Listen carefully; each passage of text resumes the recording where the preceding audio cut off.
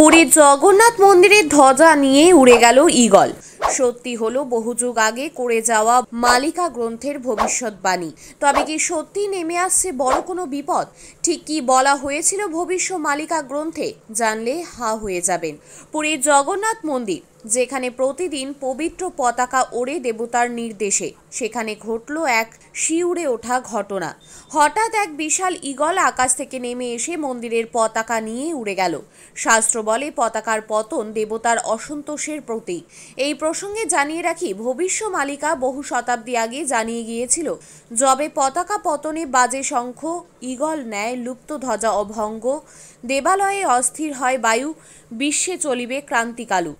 এই শ্লোকের অর্থ, পতাকা পতনের সময় যদি ঈগল ধ্বজা নিয়ে যায় এবং বাতাস অস্থির হয়, তবে তা সারা বিশ্বের জন্য সংকটময় পরিস্থিতি তৈরি হবে।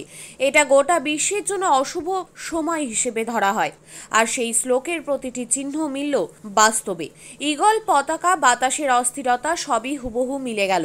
এ কি নিছক কাকতালীয়, নাকি শুরু হলো এক বৈশ্বিক অস্থিরতার যুগ?